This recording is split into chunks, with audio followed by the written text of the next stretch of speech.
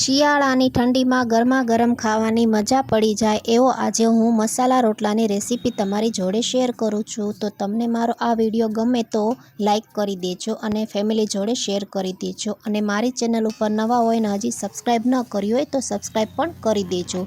તો એના માટે મેં આ નાની વાટકીથી 2 વાટકી લોટ લઈ લીધો છે અને થોડી મેથી અને કોથમરી નાખી, સ્વાદ પ્રમાણે મીઠું નાખી દઈએ. હવે આ મેં મસાલો વાટી લીધો છે, લીલી હળદર, આદુ, મરચાં ને લસણ.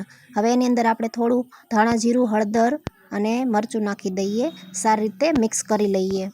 તો આ રોટલો ખાવામાં એકદમ ટેસ્ટી લાગે છે. તમે શિયાળામાં જરૂરથી આ વાનગી બનાવજો. તમે આ રોટલો ક્યારે પણ નહીં બનાવ્યો હોય તો. આપણે બે ભાગમાં ડિવાઈડ કરી લીધો છે. આપણે એક લુવાને સારી રીતે મસળી લઈએ.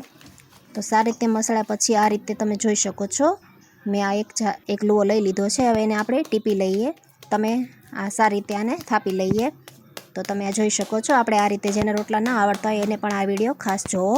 અને આ વિડીયો મેં એકદમ ફટોફટ બનાવ્યો છે, કેમ કે અત્યારે બધાએ ઝાઝા ભાગે શોર્ટ વિડીયો જોતા હોય છે, એટલે મેં એકદમ ટૂંકો વિડીયો બનાવ્યો છે. તો આ રીતે મેં ઢાંકણી વાળી લીધી છે, તમે જોઈ શકો છો. ઢાંકણી વાળીને જ કરવું, જેથી કરીને રોટલો એકદમ સરસ રીતે ફૂલી જાય. હવે આપણે આને થાપી લઈએ. તો આ રીતે થાપી લેવાનો છે રોટલાને. અને આ વિડીયો તમે છેલ્લે સુધી જોજો, જેથી કરીને તમને ન આવડતું હોય તો પણ શીખવા માટે પણ તમે જોજો.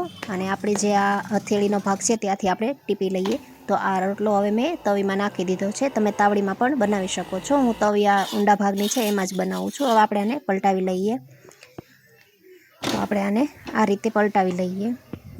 બીજી બાજુ પણ આપણે પલટાવી લઈએ. હવે સારી રીતે એને ફૂલવા દઈએ. હવે રોટલો આપણો તૈયાર છે. આપણે ફૂલેલો ભાગ દબાવીને ઉપરથી થોડું ઘી અથવા બટર તમે લગાડી શકો છો. હવે એને ગરમા ગરમ મેં આખા રીંગણાનું તુવેરવાળું શાક કર્યું છે એ આપણે પીરસી લઈએ. તો એકદમ ગરમા ગરમ શિયાળામાં ખાવાની મજા પડે તેવો મસાલા રોટલો અને શાક તૈયાર છે.